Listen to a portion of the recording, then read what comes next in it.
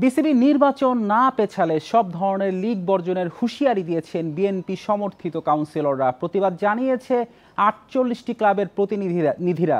নির্বাচন নিয়ে নোংরামি করা হচ্ছে বলে অভিযোগ তাদের। সংবাদ সম্মেলনে মন্তব্য করেন, কোহলি গম্ভীরের কাছে তামিমের নালিশ করার অভিযোগও মিথ্যা।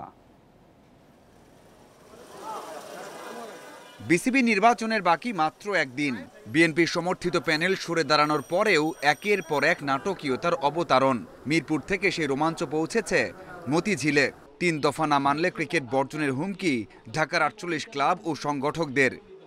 ৫ই অক্টোবরের মধ্যে উত্থাপিত দাবি পূরণ না হলে সকল ক্লাব ও সংগঠকদের পক্ষে বৃহত্তর অসহযোগ আন্দোলনের কর্মসূচি ঘোষণা করছি।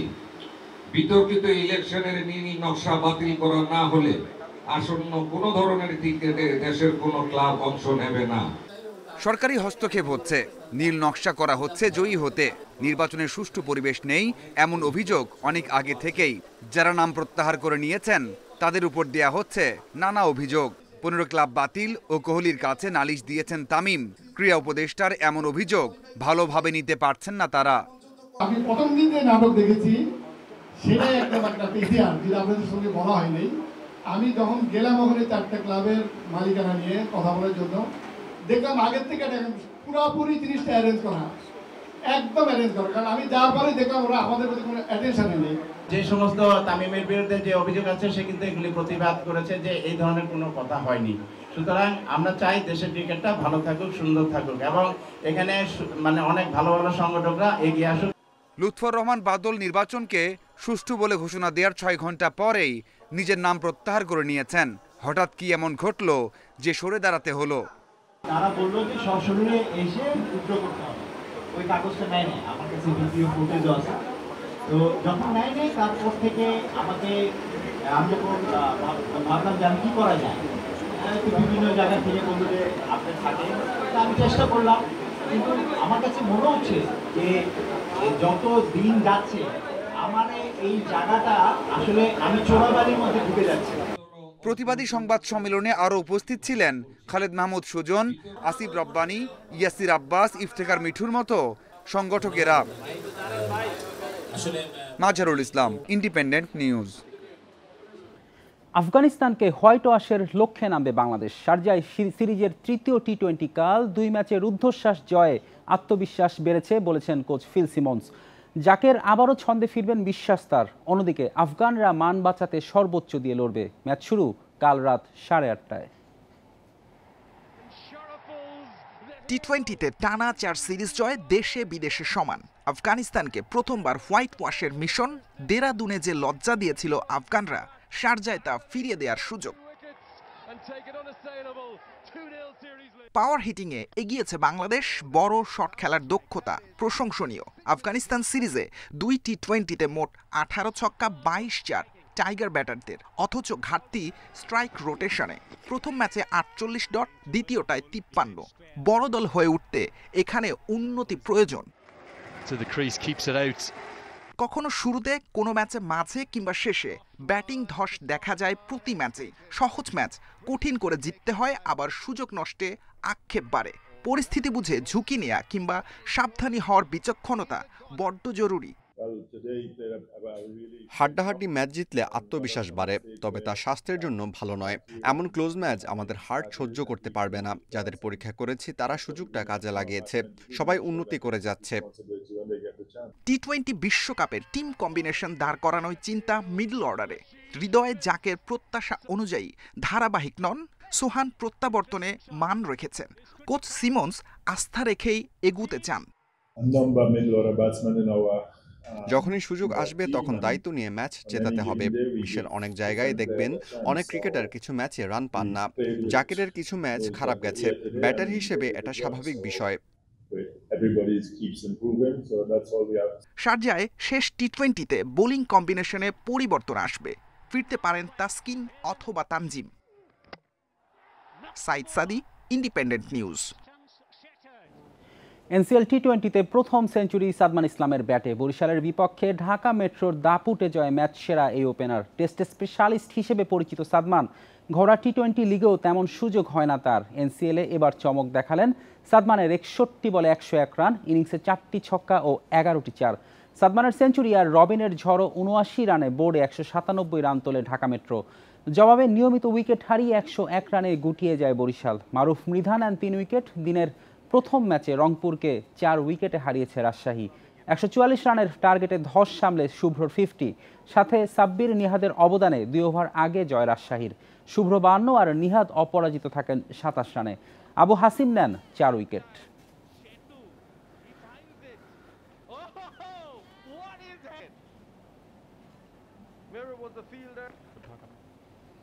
টেস্টের পর ওডিআইতেও ভারতের অধিনায়ক শুভমান গিল রোহিত শর্মাকে সরিয়ে তাকে নেতৃত্ব দিল ভারতীয় ক্রিকেট বোর্ড। আসন্ন অস্ট্রেলিয়া সিরিজ থেকে নতুন ভূমিকায় দেখা যাবে গিলকে।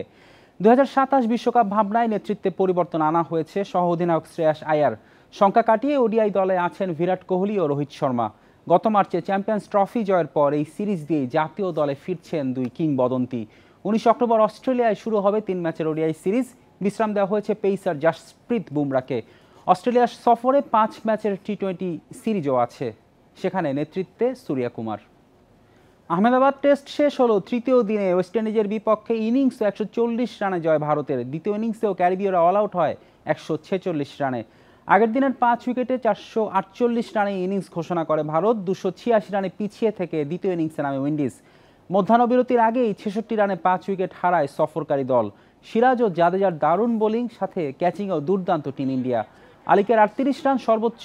দ্বিতীয় সেশনে গ্রিপস ফেরেন 25 রান করে। শেষে সিলসের 22 রান ব্যবধান কমায়। জাদেজা নেন 4 উইকেট, সিরাজের 3 শিকার। প্রথম ইনিংসে ওয়েস্ট ইন্ডিজ গুটিয়েছিল 162 রানে। এশিয়ান কাপ বাছাইয়ে হংকংয়ের বিপক্ষে বাংলাদেশের জেতার সম্ভাবনা দেখছেন মোহামেডানের ঘানার স্ট্রাইকার স্যামুয়েল বোয়াটেং। এজন্য ফরওয়ার্ডদের আত্মবিশ্বাস নিয়ে খেলার পরামর্শ তার। হামজার জন্য স্টেডিয়ামে গিয়ে ম্যাচ দেখতে চান বোয়াটেং। অপেক্ষার অবসান হচ্ছে। লাল সবুজ জার্সিতে আবারও মাঠে নামবেন হামজা চৌধুরী। ঢাকায় আসছেন সোমবার। 2 দিন পর জাতীয় স্টেডিয়ামে হংকংয়ের বিপক্ষে বাঁচা মরার ম্যাচ। হামজাকে ঘিরে স্বপ্নবাজ কোটি সমর্থক। ভক্তদের মতো মোহামেডানের ঘানার স্ট্রাইকার স্যামুয়েল বোয়াটেংও হামজার খেলা দেখার অপেক্ষায়। এশিয়ান কাপ বাছাইয়ে বাংলাদেশ হংকং ম্যাচ দেখবেন স্টেডিয়ামে গিয়ে।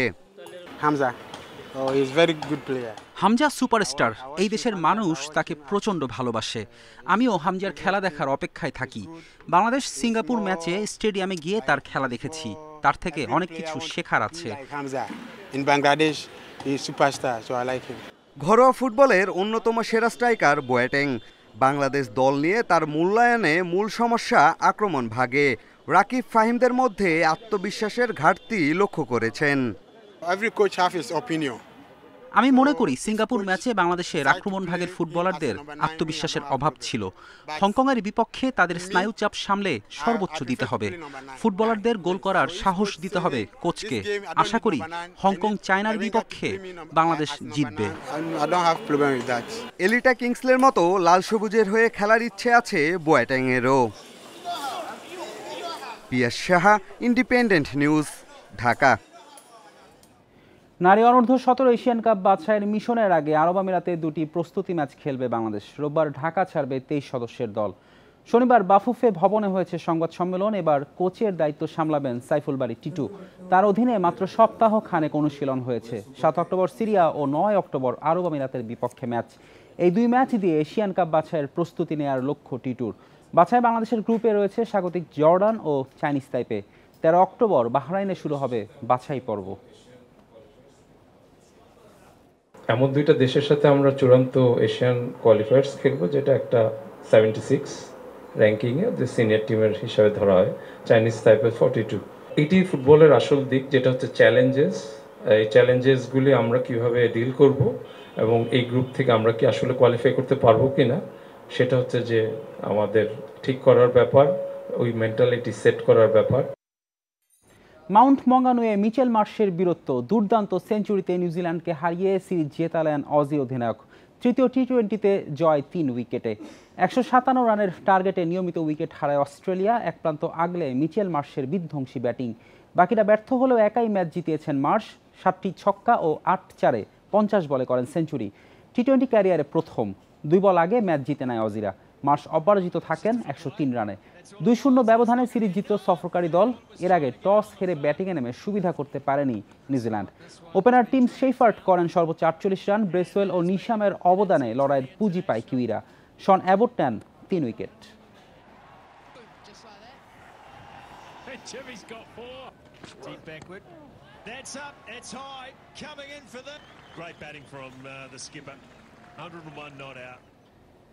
জানাবো ক্লাব ফুটবলের খবর। ইংলিশ প্রিমিয়ার লিগে জয় পেয়েছে বড় দলগুলো। ওয়েস্ট হ্যামকে 2-0 গোলে হারিয়েছে আর্সেনাল। একই ব্যবধানে ম্যানচেস্টার ইউনাইটেড জিতেছে সান্ডারল্যান্ডের বিপক্ষে। ঘরের মাঠে রাইসের গোলে প্রথমার্ধে আর্সেনালের লিড। বিরতির পর ব্যবধান দ্বিগুণ করেন গানার ফরওয়ার্ড বুকায়ো সাকা। আর্সেনালের জয়ের দিন ওল্ড ট্রাফোর্ডে একই রকম দাপট ইউনাইটেডের। সান্ডারল্যান্ডের বিপক্ষে প্রথমার্ধে রেড ডেভিলসের 2 গোল।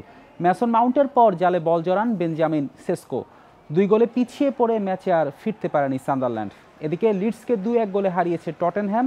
স্পার্সের পক্ষে স্কোরশিটে নাম লেখান ম্যাথিস তেল ও মোহাম্মেদ কুরুস। লা লিগায় ভিয়ারিয়ালের মুখোমুখি হবে রিয়াল মাদ্রিদ। সান্তিয়াগো বার্নাবুতে ম্যাচ শুরু বাংলাদেশ সময় রাত 1টায়। আতলেতিকোর কাছে 5-2 গোলে বিধ্বস্ত হয়ে শীর্ষস্থান হাতছাড়া হয়েছে রিয়ালের। ভিয়ারিয়ালের বিপক্ষে ম্যাচ দিয়ে ঘুরে দাঁড়াতে চায় লস ব্লাঙ্কোস। অতিথিদের হারাতে পারলে বার্সেলোনার চেয়ে 1 ম্যাচ বেশি খেলে চূড়ায় উঠে আসবে জাবির দল। সেই সুযোগ কাজে লাগাতে চায় সাবেক চ্যাম্পিয়নরা। তাই শুরু থেকে আক্রমণাত্মক ফুটবল খেলবে স্বাগতিকরা। তাছাড়া সামর্থ্যের বিচারে অনেক এগিয়ে রিয়াল। হেড টু হেডেও দাপট ভিনি এমবাপেদের। এখন পর্যন্ত 53 দেখায় 30 জয়ের বিপরীতে হেরেছে মাত্র 6 বার। ড্র হয়েছে বাকি 17 ম্যাচ। তাই এগিয়ে থেকেই লড়াই নামবে রিয়াল। এই ছিল আজকের যত খেলা। ইন্ডিপেন্ডেন্ট টেলিভিশনের সব খবর বিস্তারিত জানতে চোখ রাখুন ফেসবুক, ইউটিউব ও এক্সে। আমন্ত্রণ আমাদের পরের আয়োজনে।